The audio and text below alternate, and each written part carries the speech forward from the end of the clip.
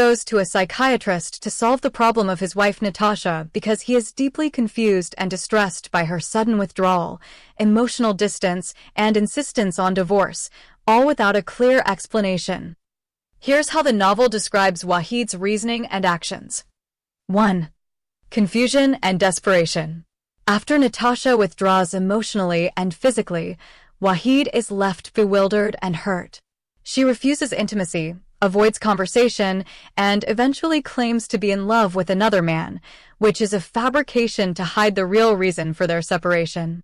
Wahid cannot understand why Natasha, who once loved him deeply, would suddenly change so drastically. He suspects there is a deeper, hidden reason for her behavior. 2. Search for answers. Wahid tries to communicate with Natasha, asks her friends, and even involves his mother, but Natasha remains secretive and insists on ending the marriage. Feeling helpless and unable to resolve the crisis through personal or family means, Wahid turns to professional help. 3.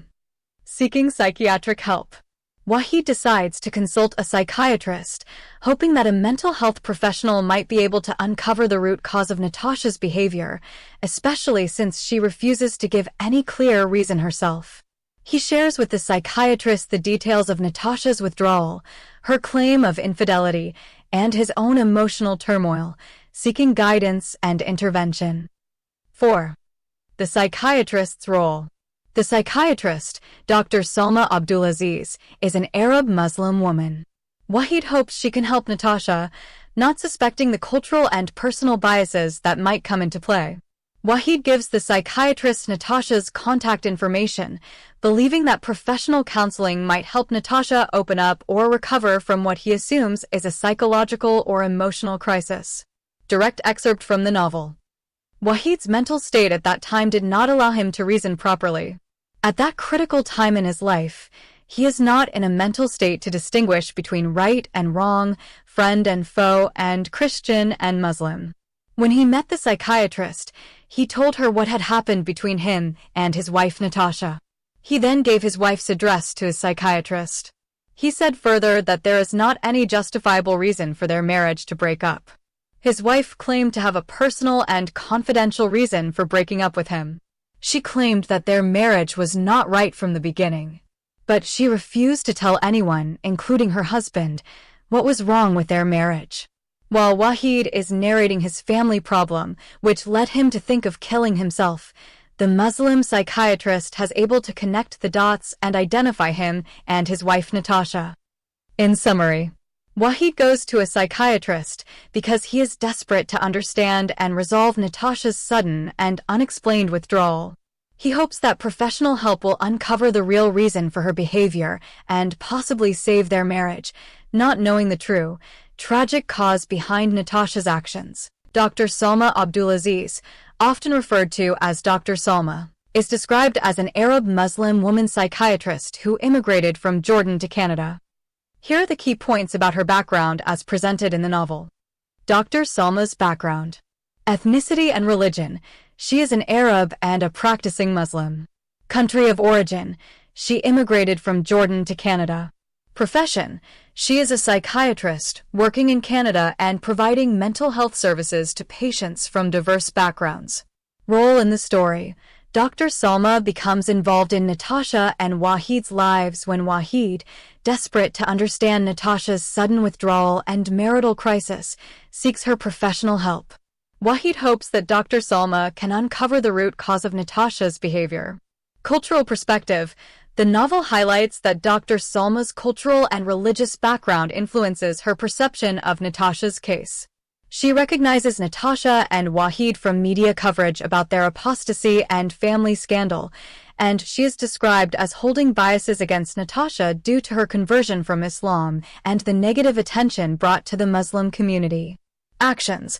After interviewing Wahid and Natasha, Dr. Salma concludes that Natasha is suffering from a dangerous mental illness and reports her as a public risk, leading to Natasha's involuntary institutionalization. The novel suggests that Dr. Salma's actions are partly motivated by her desire to defend her religion and community from what she perceives as slander and scandal. Direct reference from the novel. The psychiatrist, Dr. Salma Abdulaziz, is an Arab Muslim woman and originally immigrated from Jordan to Canada.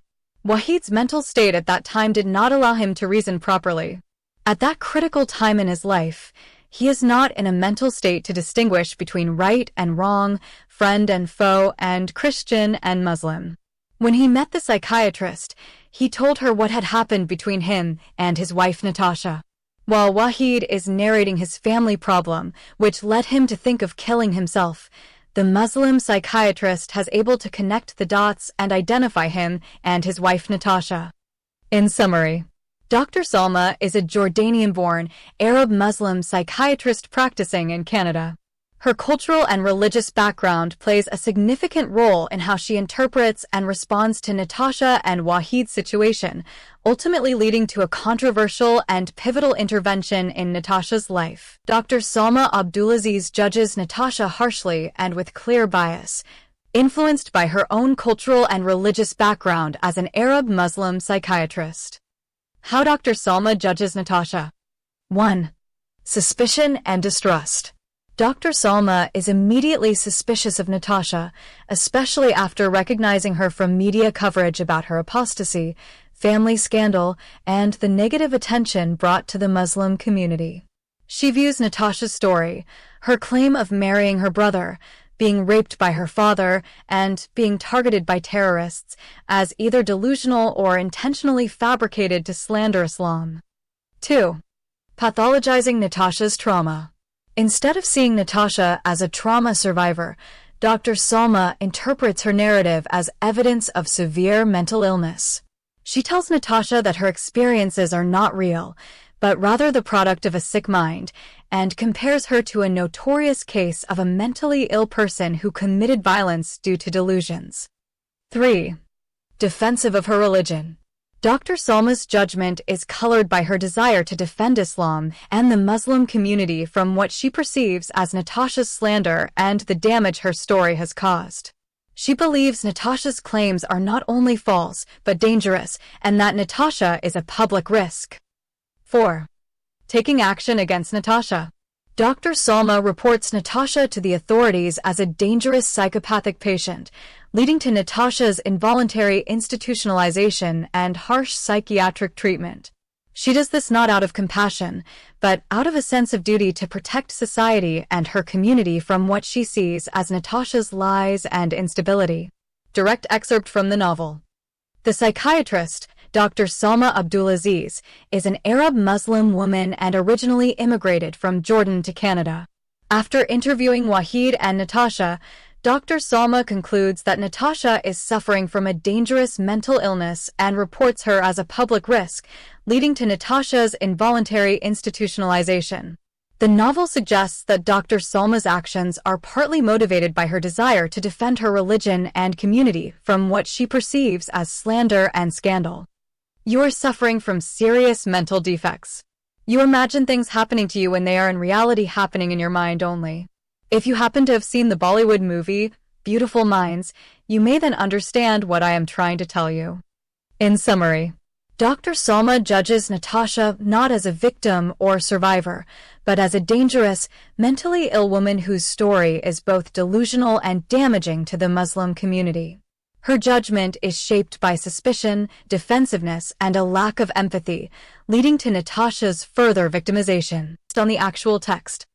Dr. Salma's involvement. Background: Dr. Salma Abdulaziz is an Arab Muslim psychiatrist who immigrated from Jordan to Canada. How she gets involved: Wahid, desperate to understand Natasha's sudden withdrawal and insistence on divorce, seeks help from Dr. Salma. He shares his confusion and pain, hoping a professional can uncover the real reason for Natasha's behavior. Her perspective: Dr. Salma recognizes Wahid and Natasha from media coverage about their apostasy and family scandal. She holds strong biases, blaming Natasha for bringing shame and negative attention to the Muslim community. Her assessment: after interviewing Wahid and Natasha, Dr. Salma concludes that Natasha is suffering from a dangerous mental illness. She interprets Natasha's claims about being raped by her father, marrying her brother, and being targeted by terrorists as delusions and symptoms of severe psychological disorder. Reporting Natasha, Dr. Salma reports Natasha as a public risk, contacting authorities and recommending immediate intervention. She provides Natasha's address and phone number to the police. The aftermath. 1. Natasha's institutionalization.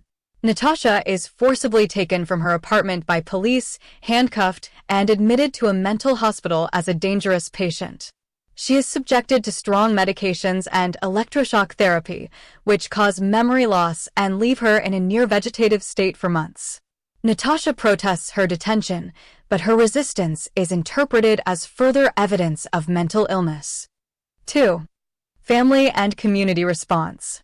Wahid is initially told by Dr. Salma that Natasha is mentally ill and that her claims are delusional. He believes the psychiatrist's assessment and is devastated. Mrs. Mary Morgas, Natasha's mother-in-law, and friends like Almaz Abraha try to support Natasha and care for her children during her institutionalization. 3. Legal and social consequences. Wahid, unconvinced by the diagnosis, gathers evidence from Natasha's friends, professors, and classmates to prove she was mentally healthy before her visit to Dr. Salma. He files a lawsuit against Dr. Salma, the police, and the hospital for wrongful institutionalization and medical negligence. The case receives media attention, and the court eventually finds Dr. Salma guilty of medical negligence, not religious bias, suspending her for 6 months without pay. 4. Natasha's recovery. After 6 months in the mental hospital, Natasha is transferred to a rehabilitation center where she slowly regains her memory and strength over more than 2 years. With ongoing support from Wahid and Almaz, Natasha gradually recovers her ability to speak, recognize loved ones, and care for her children. 5. Broader impact. The ordeal exposes the dangers of cultural and religious bias in mental health care, the vulnerability of immigrants, and the failures of the system to protect victims of trauma. Natasha's story becomes a catalyst for public debate about women's rights, mental health, and justice. Direct excerpts from the novel. The Muslim psychiatrist, Dr. Salma Abdulaziz Abbas, received 6 months suspension from work without pay. However, she did not lose her medical license. She could return to her work as soon as her legal suspension period is over. Natasha remained in that mental hospital struggling day and night with those hallucinating images of her father and his terrorists that her mind is creating due to the side effects of the strong medications and electric shocks the mental hospital staff kept giving her. Wahid tried several times to obtain permission for the spiritual treatment of his ex-wife, but his requests were always declined. He convinced the elders of the church to visit his ex-wife in the hospital and pray over her. When Wahid is convinced that Natasha has no demons inside her, he begins to look for the cause of her invincible problem somewhere else. The testimonies of her Ethiopian friend, college's professors, and classmates proved that Natasha never behaved in a way to indicate that she is mentally sick and posed danger to the people around her. In summary, Dr. Salma's involvement leads to Natasha's wrongful institutionalization, severe trauma, and a long road to recovery. The aftermath includes legal action, public debate, and eventual vindication for Natasha, but not before she suffers greatly due to the psychiatrist's cultural and personal biases. Dr. Salma, the psychiatrist, refers to the Greyhounds case, the movie A Beautiful Mind, and the Oedipus complex, which she calls the edible complex, during her session with Natasha for several reasons. 1.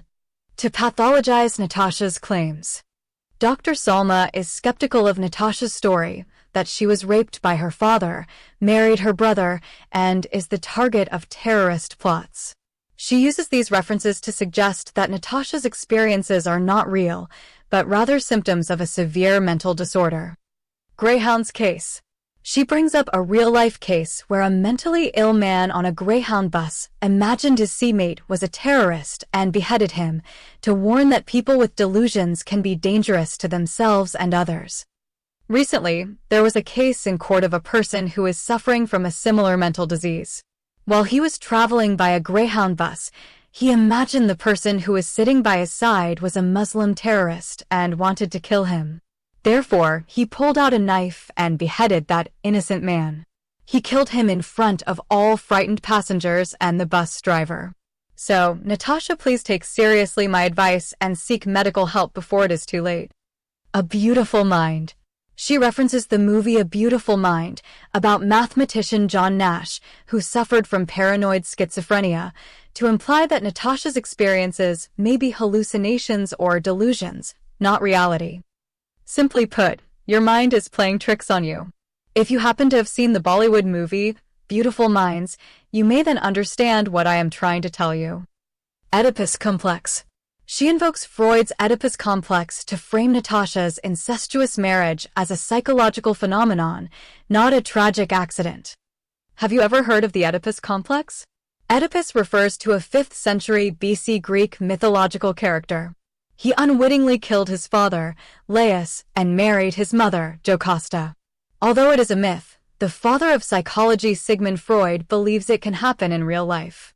In his book The Interpretation of Dreams, Freud proposed that an Oedipal desire is a universal, psychological phenomenon innate to human beings and the cause of much unconscious guilt. You might not have fully grasped what I have said, but that is exactly what you are experiencing and suffering from. 2. To justify her diagnosis and actions. Dr. Salma uses these references to justify her decision to label Natasha as mentally ill and a public risk, and to have her institutionalized. She argues that Natasha's claims are so extraordinary that they must be delusions or symptoms of a dangerous mental disorder. 3. To dismiss and discredit Natasha. By invoking these cases and concepts, Dr. Salma dismisses Natasha's trauma as fantasy or madness, rather than investigating the possibility that Natasha is telling the truth. This reflects both her professional bias and her personal/cultural motivation to protect her community's reputation. Summary table. Reference Dr. Salma's purpose. Greyhound's case warns of danger from delusional patients, justifies reporting Natasha as a public risk. A Beautiful Mind suggests Natasha's experiences are hallucinations/delusions. Oedipus complex frames incest as a psychological disorder, not a tragic accident. In summary, Dr. Salma uses these references to pathologize Natasha's story, justify her own actions, and discredit Natasha's credibility, ultimately leading to Natasha's wrongful institutionalization and further trauma. Natasha's reaction to Dr. Salma's references, the Greyhound's case, the movie A Beautiful Mind, and the Oedipus complex, is one of frustration, disbelief, and resignation. Here's how Natasha responds. 1. Frustration and disbelief. Natasha tries to explain her real trauma and the truth of her life to Dr. Salma, but quickly realizes that the psychiatrist is not listening or believing her. When Dr. Salma suggests that Natasha's experiences are delusions or symptoms of mental illness, by referencing the Greyhound's case and A Beautiful Mind, Natasha insists she is not mentally ill and that her story is true. She is frustrated that her suffering is being dismissed as fantasy or madness, rather than being taken seriously. 2. Calm but resigned defense. Natasha calmly but firmly tells Dr. Salma that she is not sick and does not need medical help, even as Dr. Salma insists that every mental patient thinks that he is not psychologically sick. She tries to defend her sanity and the reality of her experiences, but Dr. Salma continues to pathologize her, referencing the Oedipus complex to frame Natasha's incestuous marriage as a psychological disorder. 3. Realization of futility. Natasha quickly realizes that nothing she says will convince Dr. Salma, who is determined to see her as a dangerous, delusional patient. She understands that her insurmountable problem is unique and it will be hard for anyone to believe it. Reaching such a conclusion, Natasha stood up, thanked the Arab doctor, and left. 4. Emotional impact. Natasha leaves the session feeling misunderstood, isolated, and powerless. She knows that Dr. Salma will not help her or believe her, and that her story will be used against her. This encounter leads directly to her being reported as a public risk and forcibly institutionalized, compounding her trauma. Direct excerpt from the novel. Natasha understood that the Muslim psychiatrist of her brother is not going to believe her story, no matter how hard she might try to convince her. She also knows her insurmountable problem is unique and it will be hard for anyone to believe it. Reaching such a conclusion, Natasha stood up, thanked the Arab doctor, and left. She decided to return to her apartment, phone her brother, and reveal to him the truth about their blood relationship, which led her to terminate their marriage. In summary, Natasha reacts to Dr. Salma's references with frustration, calm resistance, and ultimately resignation. She realizes that her truth is being dismissed as mental illness and that she cannot rely on the psychiatrist for understanding or help. This deepens her sense of isolation and injustice. Natasha's narrative to Dr. Salma. When Natasha meets Dr. Salma, the psychiatrist, she is prompted by Dr. Salma to explain why she left her husband and filed for divorce. Natasha, though hesitant and emotionally distressed, chooses to be honest with the psychiatrist about the real reason for her marital crisis. She says, "I decided to terminate my marriage with my husband because I discovered that we are real brother and sister," said Natasha with a wavering voice. But she avoided having an eye contact with the Arab psychiatrist of her brother. Dr. Salma presses for clarification, asking if she means cousin brother. Natasha insists, "Not my cousin. We are real brother and sister." "What do you mean by real brother and sister?" "My ex-husband and I share the same father and the same mother." "Do you mean to say, the man who fathered 2 children with you is your own biological brother?" "Yes, he is my brother, and at least one of my 2 kids is his child." "If you don't mind my curiosity, may I ask you who is the father of the other child?" "I got kidnapped and raped by someone while I was living with my ex-husband Wahid in the city of Calgary." "And who raped you and fathered your other child?" "My own father." Natasha then explains that her father is a dangerous Muslim terrorist leader who sent terrorists to kill her and her husband on their wedding day. Natasha's tone and approach. Natasha is direct but emotionally fragile. She avoids eye contact, her voice wavers, and she is clearly distressed. She is honest and detailed, not hiding the shocking truth, even though she knows it is hard to believe. She does not embellish or dramatize, she simply states the facts as she knows them, hoping for understanding or help. Dr. Salma's response. Dr. Salma responds with skepticism, referencing psychological disorders, famous cases, and the Oedipus complex, ultimately dismissing Natasha's account as delusional. In summary, Natasha narrates her marital problem to Dr. Salma with painful honesty, revealing the incestuous truth and the trauma she has endured, despite knowing that her story is likely to be dismissed as unbelievable or a sign of mental illness. After Natasha leaves the session with her brother's Muslim psychiatrist, Dr. Salma Abdulaziz Abbas, the following sequence of events unfolds. 1. Natasha is reported as a danger. The psychiatrist, convinced or claiming that Natasha is suffering from a dangerous mental illness and poses a risk to herself and society, immediately calls the police after Natasha leaves her office. The psychiatrist tells the police that Natasha is imagining things such as marrying her brother, being raped by her father, and being targeted by terrorists, and that she needs urgent psychiatric intervention. 2. Natasha is forcibly detained. When Natasha arrives home, she finds 2 police cars and 4 officers waiting for her. Despite her protests and attempts to explain, the police forcibly detain her, handcuff her, and take her to a mental hospital, treating her as a dangerous psychiatric patient. 3. Natasha's hospitalization and mistreatment. In the mental hospital, Natasha is subjected to strong medications and electroshock therapy against her will. The treatment is so harsh that it causes her to hallucinate, lose her memory, and become nearly vegetative. She is kept in the hospital for 6 months, during which her mental and physical health deteriorates severely. 4. Wahid's, her ex-husband/brother, response. Wahid, her ex-husband and brother, is initially told by the psychiatrist that Natasha is mentally ill and that her claims are delusional. He visits Natasha in the hospital and is devastated by her condition, believing at first that she is demon-possessed rather than mentally ill. Wahid and his church attempt to pray for her, but her condition does not improve. 5. Legal action and DNA testing.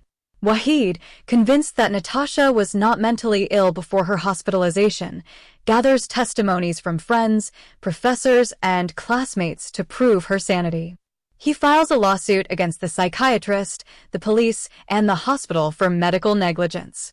The court orders a paternity DNA test to determine whether Natasha's claim that she married her brother is true. 6. The DNA test confirms Natasha's claim. The DNA test results confirm with 99.9% certainty that Natasha and Wahid are indeed biological siblings. This revelation shocks everyone involved and vindicates Natasha's claim, showing that her story was not a delusion. 7. Aftermath. The court finds the psychiatrist guilty of medical negligence and suspends her for 6 months. Natasha is eventually transferred to a rehabilitation center where she slowly recovers her memory and health over 2 years, with the support of Wahid and her friend Almaz. The media covers the story extensively, and Natasha's case becomes a catalyst for public debate about women's rights, mental health, and the failures of both religious and secular systems. In summary, after Natasha leaves the psychiatrist's session, she is forcibly institutionalized due to the psychiatrist's report, suffers severe mistreatment in the mental hospital, but is ultimately vindicated when DNA evidence proves her story true.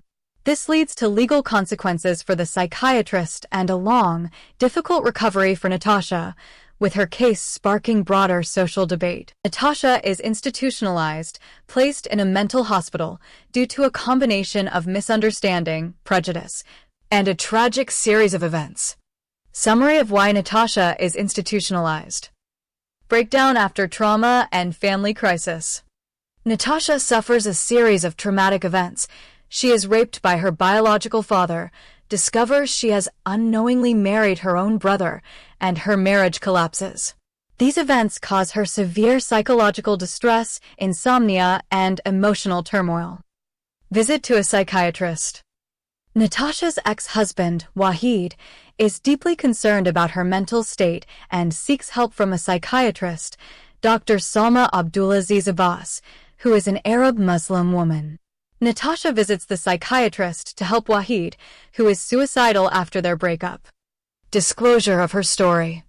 During her session, Natasha tells the psychiatrist the truth, that she was raped by her father, that she and Wahid are siblings, and that her father is a terrorist. The psychiatrist, who is skeptical and possibly biased due to her own religious background, interprets Natasha's story as delusional and evidence of severe mental illness. Psychiatrist's report and police involvement. The psychiatrist reports Natasha to the police as a dangerous and mentally ill person, claiming she poses a risk to herself and society. The police forcibly remove Natasha from her home and take her to a mental hospital. Institutionalization and mistreatment. In the mental hospital, Natasha is treated as a violent psychotic patient. She is forcibly medicated, restrained, and subjected to electroshock therapy, which causes her to lose her memory and become nearly vegetative for months. Underlying causes. Natasha's institutionalization is not due to genuine psychosis, but rather a combination of misinterpretation of her trauma and story by the psychiatrist, cultural and religious bias, lack of understanding by authorities, the extraordinary and unbelievable nature of her real-life experiences. Key passages from the novel. The police took Natasha directly from her apartment to a mental hospital and kept her under 24 hours of observation. While they were forcibly transferring her, Natasha was protesting, shouting, and fighting all the way until she reached the mental hospital. She tried to convince the cops that she was not mentally sick, and it is just a misunderstanding that happened between her and her brother's psychiatrist who reported her to the police authority. Even so, The police refused to believe her words and ordered her to come with them. She has been given an injection to calm her down. She has also been forced to swallow strong medications against her wish. Such strong medications affected her brain and made her hallucinate and see things which were not there. The hospital staff tied her up to her bed and gave her electric shocks to control her. The powerful electric shocks rendered her motionless and transferred her into a lifeless vegetable. In summary, Natasha is institutionalized because her true and traumatic story is dismissed as delusional by a psychiatrist, who then reports her as a danger to society. This leads to her being forcibly committed and subjected to harsh psychiatric treatment, despite her actual problem being trauma and not psychosis. Trauma is a central and recurring theme, portrayed with depth and realism across multiple characters and generations. Here's how trauma is depicted throughout the novel. 1. Trauma as a multi-generational experience. Natasha's trauma is rooted in her family's history. Her mother is punished and killed for premarital pregnancy. Her grandmother is murdered in an honor killing, and Natasha herself is subjected to repeated abuse, social ostracism, and violence. The cycle of trauma continues as Natasha's own children are affected by the consequences of her suffering and the stigma attached to their family. 2. Trauma from sexual violence and betrayal. Natasha is deceived and raped by her neighbor Yasser, resulting in pregnancies that bring shame and danger to her family. She is later raped by her biological father, which leads to further psychological devastation and institutionalization. The trauma is compounded by betrayal, not only by her abusers, but also by the systems, family, community, legal, and medical, that should protect her. 3. Trauma from social stigma and ostracism. Natasha and her family are relentlessly pursued by the stigma of illegitimacy, honor, and shame in a conservative Muslim society. She is repeatedly forced to move, hide, or flee to escape violence and social exclusion. Even after emigrating to Canada, Natasha faces new forms of trauma, racism, isolation, and the inability to escape her past. 4. Institutional and systemic trauma. Natasha is institutionalized in a mental hospital after her trauma is misunderstood and dismissed as delusion by a psychiatrist. She is forcibly medicated, restrained, and subjected to electroshock therapy, which erases her memory and leaves her nearly vegetative for months. The novel critiques how institutions, police, courts, hospitals can perpetuate trauma when they fail to recognize or believe victims' experiences. 5. Psychological and emotional trauma. Natasha's trauma manifests as insomnia, anxiety, guilt, depression, and eventually a mental health crisis. She struggles with identity, belonging, and the burden of family history. The trauma is so severe that it leads to the breakdown of her marriage, her institutionalization, and a crisis of faith and self-worth. 6. Societal and cultural trauma. The novel explores how trauma is not just individual, but collective, affecting families, communities, and even nations. Practices like honor killings, female genital mutilation, and the criminalization of adoption and abortion are depicted as sources of deep, lasting trauma for women and children. 7. Recovery and the ongoing impact of trauma. Natasha's recovery is long, difficult, and incomplete. She spends years in rehabilitation, supported by a few loved ones. The trauma never fully disappears. It shapes her relationships, her sense of self, and her future. The novel ends with Natasha channeling her pain into advocacy and academic research, seeking to understand and challenge the systems that perpetuate trauma. Representative quotes from the novel. Natasha's recovery is not linear or easy. It is marked by setbacks, institutional betrayal, and deep suffering, but also by resilience, the unwavering support of loved ones, and her own determination to transform pain into purpose. Her journey becomes a testament to survival, hope, and the power of reclaiming one's story. Latest Natasha and Her Illegitimate Child Book 1. The trauma leads to a mental health crisis. She is wrongly institutionalized as mentally ill after a Muslim psychiatrist, motivated by bias and misunderstanding, reports her as a danger to herself and others. In the mental hospital, Natasha is subjected to strong medications and electroshock therapy, which cause memory loss and leave her in a near-vegetative state for months. Latest: Natasha and Her Illegitimate Child, Book 1. Summary table. Trauma in the novel. Type of trauma: how it's portrayed.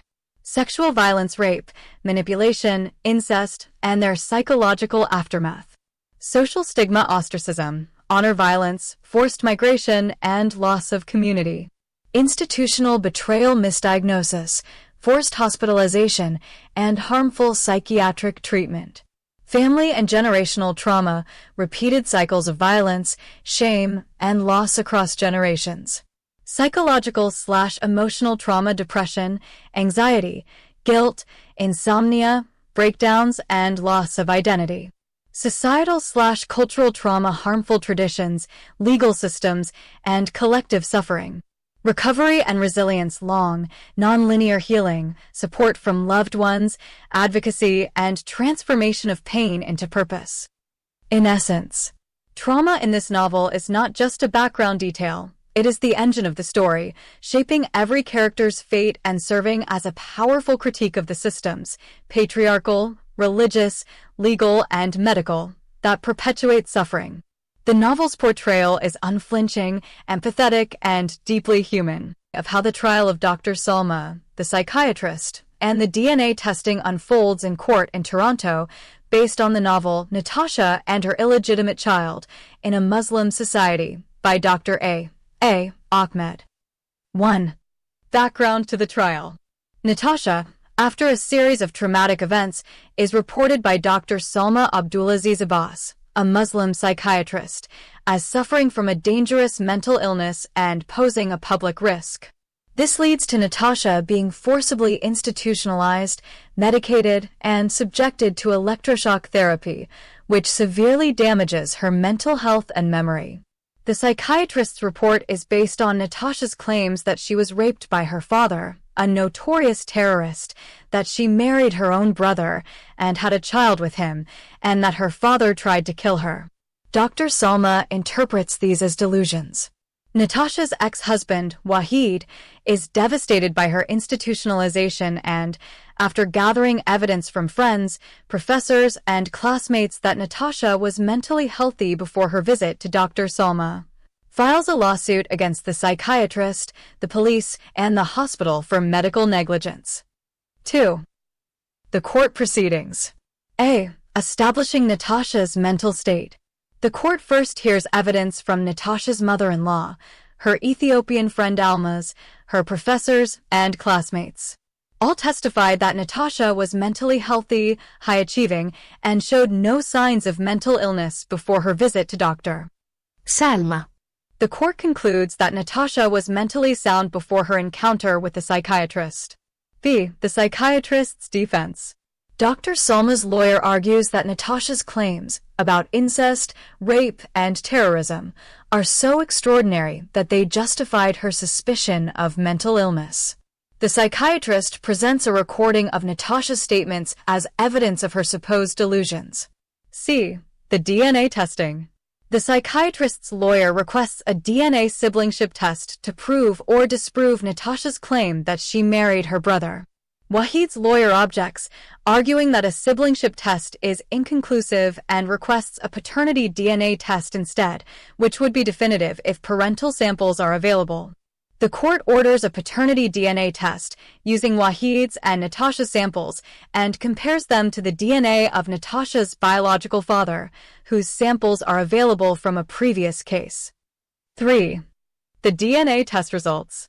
The DNA test results are delivered to the court and reveal with 99.9% certainty that Natasha and Wahid are indeed biological siblings. They share the same father.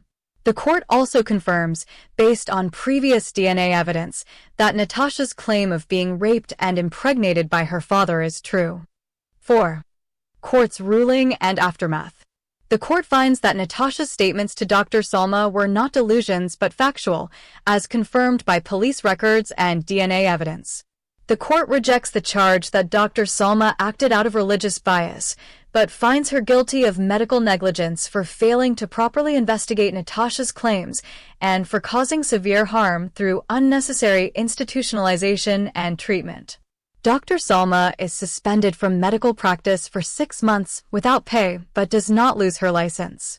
The hospital and police are not found guilty of wrongdoing, as they acted on the psychiatrist's report.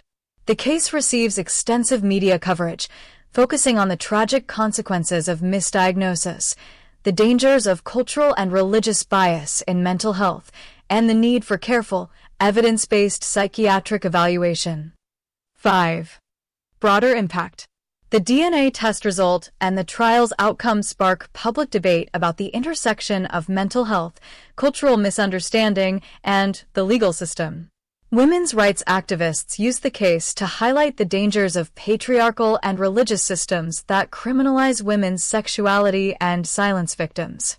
The story becomes a catalyst for calls to reform mental health practices, especially regarding immigrants and survivors of trauma. In summary, the Toronto court trial exposes the tragic consequences of Dr. Salma's misjudgment, vindicates Natasha through DNA evidence, and results in a finding of medical negligence against the psychiatrist. The DNA test is pivotal, transforming what was seen as delusion into proven fact, and the trial becomes a landmark case in the novel's critique of both medical and social systems. This is based on the actual content of the book. Latest: Natasha and Her Illegitimate Child, Book 1. Plaintiff's Counsel, Wahid's lawyer. Your Honor, we present overwhelming testimony from Natasha's mother-in-law, her friend, her professors, and her classmates. All confirm that Natasha was mentally healthy, loving, and high-achieving before her encounter with Dr. Salma. There was no sign of mental illness or dangerous behavior. Dr. Salma acted negligently. She failed to investigate Natasha's claims, relying instead on cultural and religious bias. She reported Natasha as a public risk without verifying the facts, leading to her wrongful detention and severe brain injury. Natasha's statements about being raped by her father, targeted by terrorists, and her complex family history were not delusions. They were factual, as confirmed by police records and DNA evidence. What appeared delusional was actually true, and a reasonable psychiatrist should have sought verification before acting.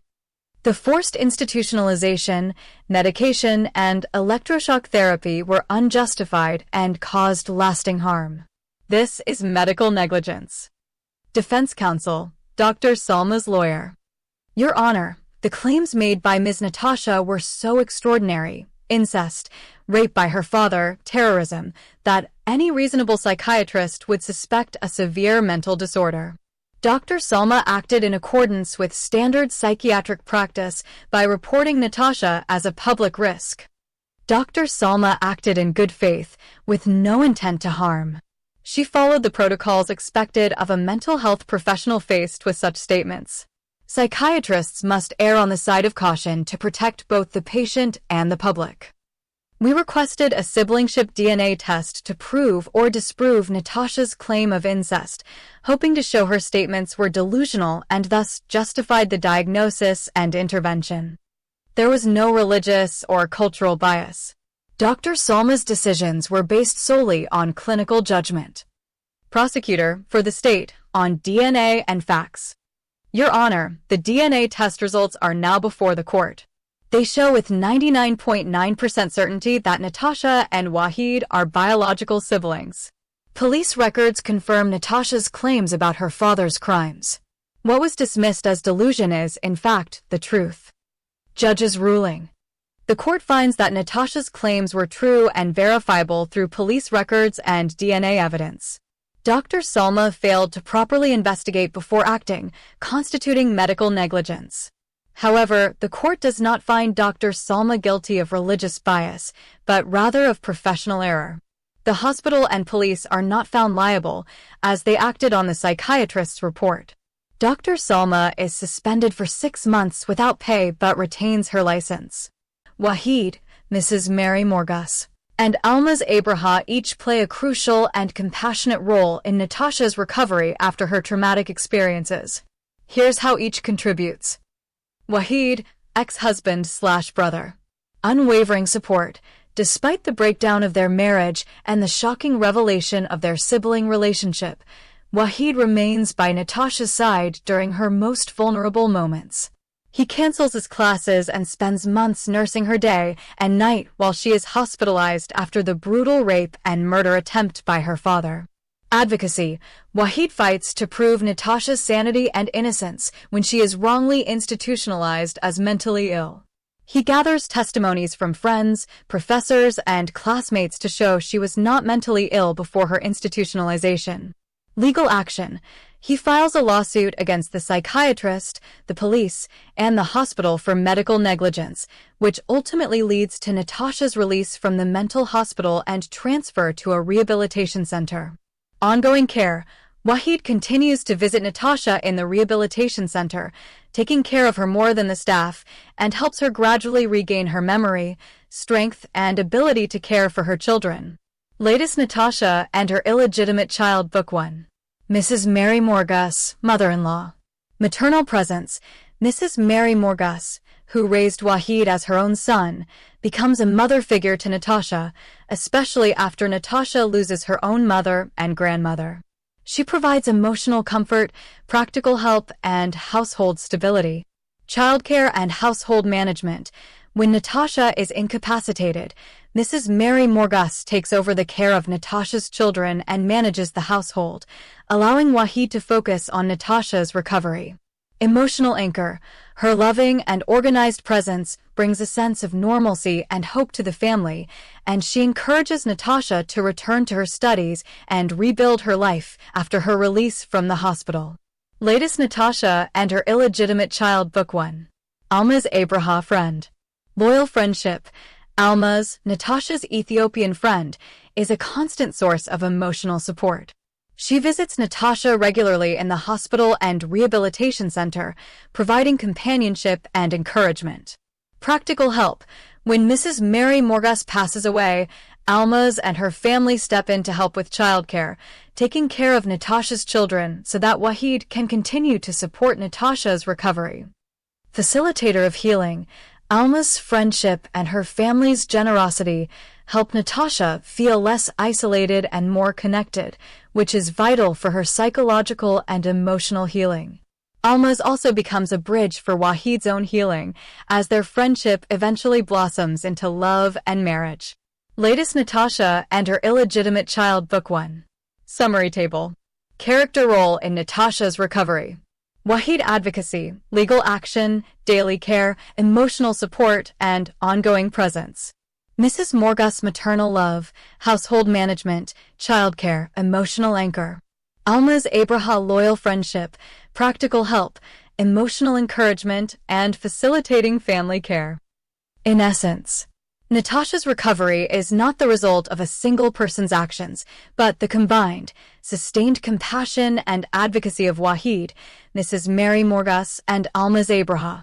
Their roles, spanning legal, emotional, practical, and spiritual support, are depicted as essential to Natasha's gradual healing and return to life. Here's how the Church contributes to her healing. 1. Sanctuary and community. The Church provides Natasha with a refuge and sense of belonging during her periods of trauma, exile, and social ostracism. After experiencing violence, loss, and being cut off from her family and community, the Church becomes a place where she is accepted and supported. Latest Natasha and Her Illegitimate Child Book 1. 2. Emotional and spiritual support. Church members, pastors, and elders visit Natasha during her hospitalization and institutionalization. They pray for her, anoint her with oil, and offer spiritual encouragement. This support is especially important when Natasha is wrongly institutionalized as mentally ill. The church community's prayers and visits provide comfort and hope. Latest Natasha and Her Illegitimate Child Book 1. 3. Practical help. The church community helps with practical needs such as childcare, meals, and companionship, especially when Natasha is incapacitated and her family is struggling to cope. 4. Advocacy and testimony. The church gives Natasha a platform to share her story. Her ordeal becomes a rallying point for advocacy, women's rights, and critique of oppressive systems. The church amplifies her voice, helping to break the silence around issues of honor, gender violence, and religious extremism. Latest Natasha and Her Illegitimate Child Book 1. 5. Encouragement for growth. Through church connections, Natasha is encouraged to return to her studies, pursue higher education, and rebuild her life. The church community's acceptance and encouragement are vital as she transitions from victimhood to advocacy and scholarship. 6. Symbol of hope and reconciliation.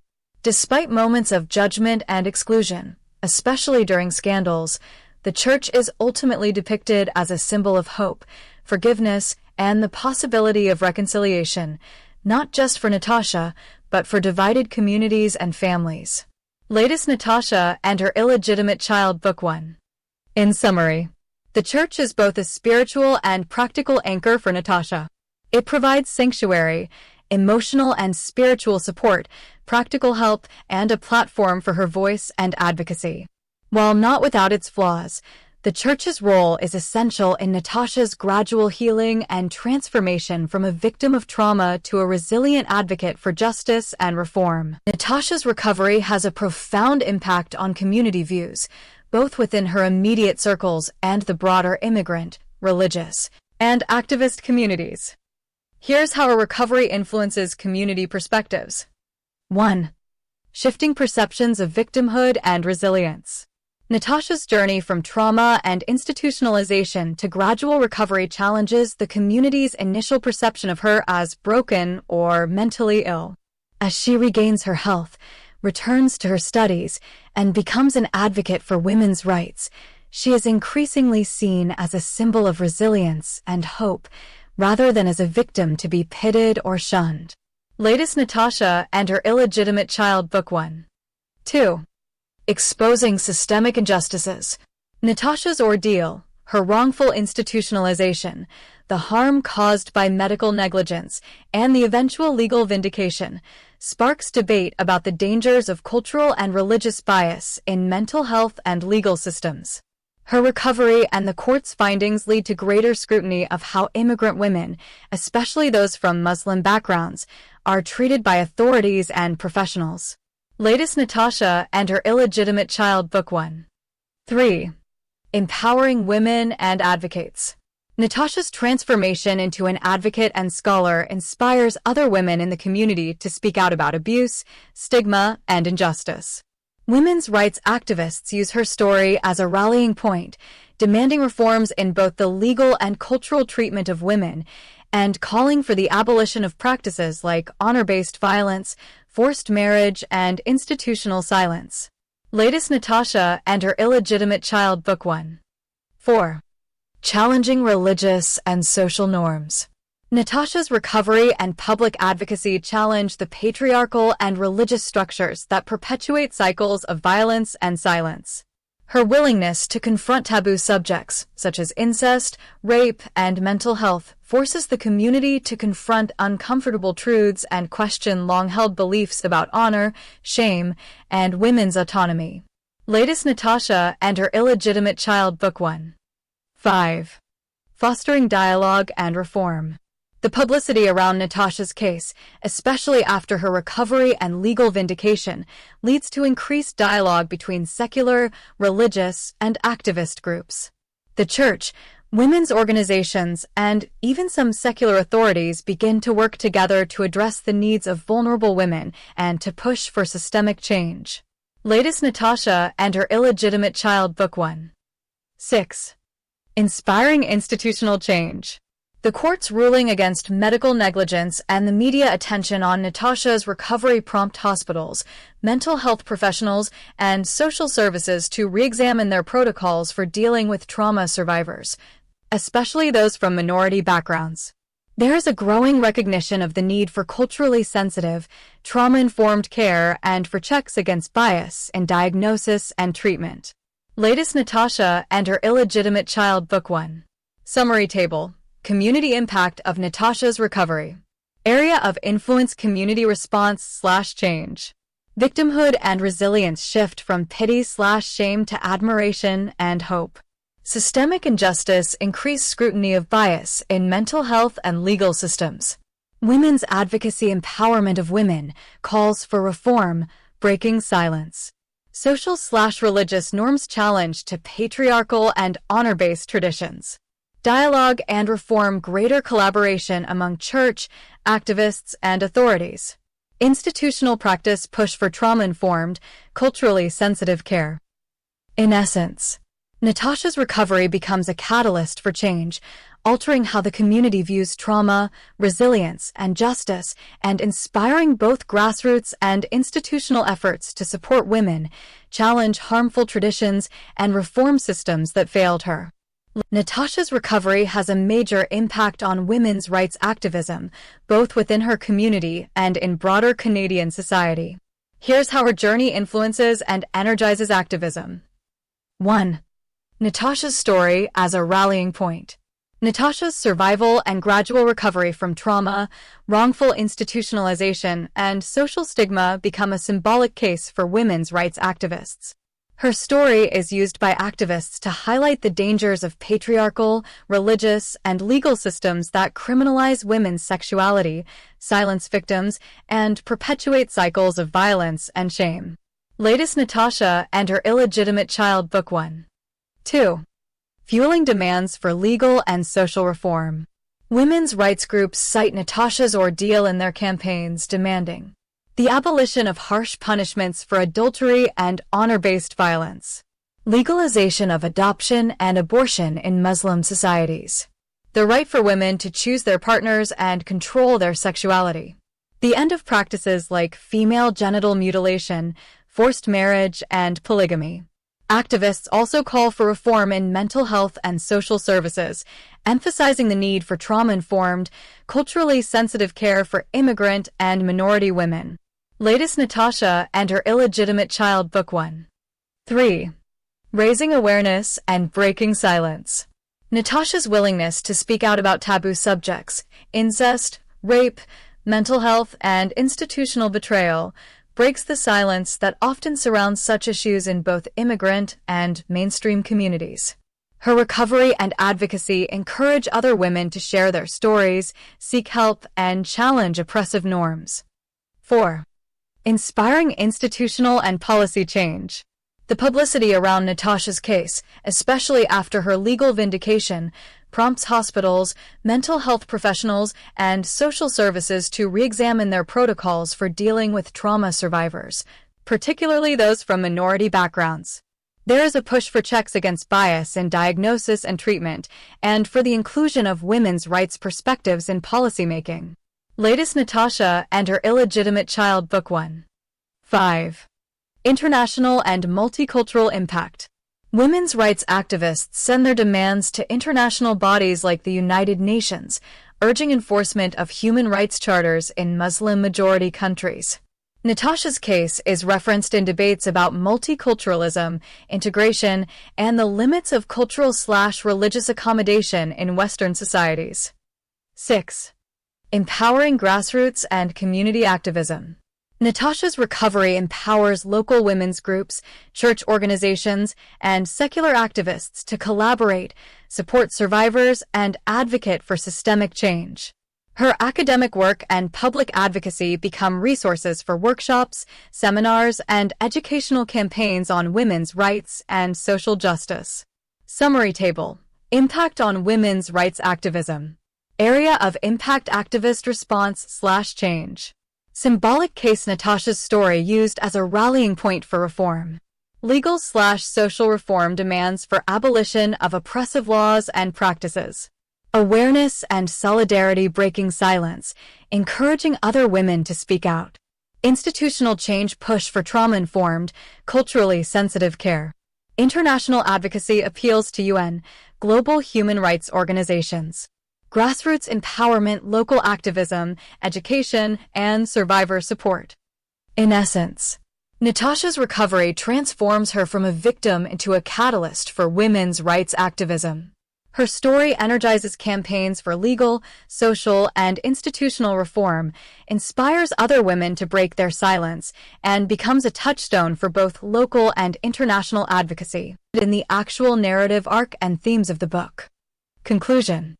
Natasha's journey is a testament to the indomitable human spirit, a spirit that refuses to be broken by violence, stigma, or the weight of centuries-old traditions. Her life, marked by unimaginable suffering, betrayal, and loss, becomes a mirror reflecting the cruelties and contradictions of the societies she traverses. Yet, it is also a beacon of hope, illuminating the possibility of healing, dignity, and transformation even in the darkest of circumstances. Through the unwavering support of those who loved her, Wahid, Mrs. Mary Morgas, Almaz Abraha, and the compassionate arms of the Church, Natasha rises from the ashes of trauma. Her recovery is not merely personal. It becomes a catalyst for change, challenging the silence and complicity of communities, exposing the failures of institutions, and inspiring a new generation of women and men to demand justice, compassion, and reform. Natasha's voice, once silenced by shame and fear, emerges as a force for truth. She dares to confront the systems that sought to erase her, to speak for those who cannot, and to reclaim her story from those who would use it against her. In doing so, she transforms her suffering into a call for universal human rights, for the abolition of practices that dehumanize and destroy, and for the recognition of every individual's right to love, to belong, and to be free. As the novel closes, Natasha's legacy endures not only in the lives she touched, but in the questions she leaves behind. What does it mean to forgive in the face of unforgivable wrongs? How do we build communities where honor is measured not by control, but by compassion? And how can the courage of one survivor ignite the conscience of a world? In the end, Natasha's story is not just her own. It is the story of all who have suffered in silence, all who have fought for dignity against impossible odds, and all who believe that even the most broken lives can become vessels of hope, healing, and change. Natasha and Her Illegitimate Child in a Muslim Society by Dr. A. Ahmed is more than a novel. It is a meticulously crafted case study in the intersection of gender, law, religion, and trauma. Natasha's journey, marked by cycles of violence, exile, and institutional betrayal, ultimately becomes a lens through which both academic and public audiences can interrogate the structures that perpetuate injustice and silence. For scholars, Natasha's story offers a rare, deeply personal narrative that exposes the lived consequences of legal and cultural systems, particularly those that criminalize women's sexuality, stigmatize illegitimacy, and prioritize communal honor over individual rights. Her wrongful institutionalization and subsequent vindication through DNA evidence highlight the dangers of cultural bias in mental health and legal practice, underscoring the urgent need for trauma-informed, culturally competent care and jurisprudence. For the broader public, Natasha's recovery is a testament to the resilience of the human spirit and the transformative power of solidarity. The unwavering support of her chosen family, Wahid, Mrs. Mary Morgas, Almaz Abraha, and the imperfect but vital role of the Church demonstrate that healing is possible when communities choose compassion over condemnation. Natasha's eventual emergence as an advocate and scholar not only reclaims her own narrative, but also galvanizes women's rights activism, inspiring others to break silence and demand reform.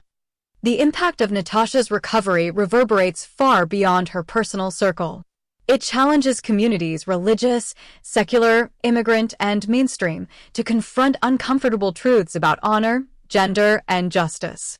It compels institutions to re-examine their protocols and biases, and it emboldens activists to push for legal and social reforms that protect the most vulnerable. Ultimately, Natasha's story is a call to action.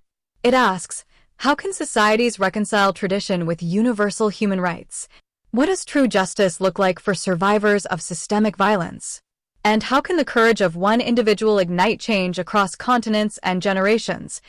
In bearing witness to Natasha's suffering and survival, readers, whether academic or lay, are invited not only to empathize, but to reflect, critique, and, above all, to act. For in Natasha's voice, we hear the echo of countless others still waiting to be heard, and in her recovery, we glimpse the possibility of a more just and compassionate world. Natasha and her illegitimate child in a Muslim society is ultimately a story of hope reclaimed from the ashes of suffering. Natasha's journey, though marked by profound trauma, injustice, and loss, becomes a living testament to the resilience that can emerge even in the most oppressive circumstances.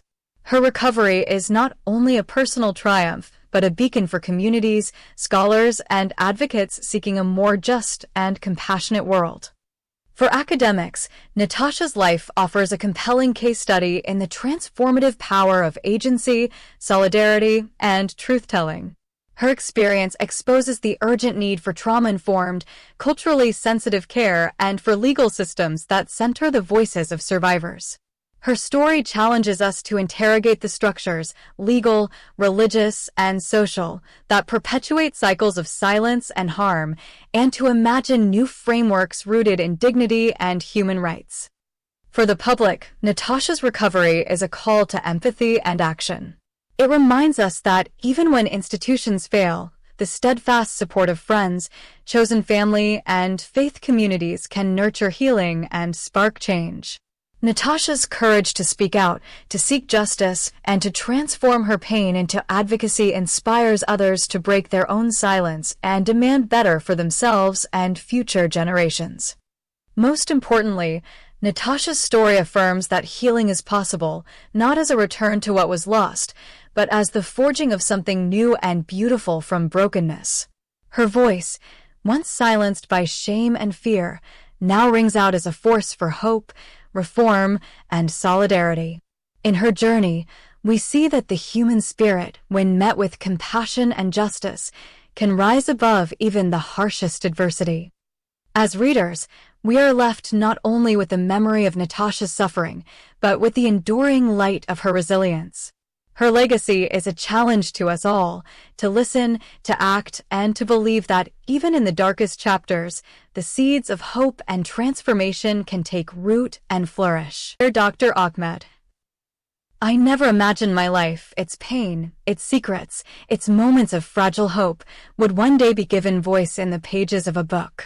Through your words, my suffering has not been hidden or sanitized, but illuminated with honesty and compassion. You have not only told my story, but you have also given meaning to my struggles, and in doing so, you have offered dignity to all those who have been silenced by shame, fear, or injustice. Thank you for seeing me not just as a victim, but as a survivor. Thank you for showing the world that, even in the face of betrayal, violence, and exile, the human spirit can endure and rise again. Your narrative has allowed my voice to reach beyond the walls of my own isolation, to touch the hearts of those who may never know my name, but who will recognize my longing for justice, for love, and for belonging. You have not shied away from the darkness, but you have also shown the light, the steadfast love of those who stood by me, the healing power of truth, and the possibility of hope even after the deepest wounds. Through your storytelling, you have challenged communities and institutions to reflect, to reform, and to choose compassion over condemnation. If my journey can inspire even one person to speak out, to seek help, or to believe in the possibility of healing, then my suffering has not been in vain. Thank you for giving me, and so many others like me, the gift of being seen, heard, and remembered. With gratitude and hope. Natasha. Dear Natasha, your letter moves me more deeply than words can express. As I wrote your story, I was constantly aware that I was not merely crafting a narrative, but bearing witness to the lived realities of so many who have suffered in silence.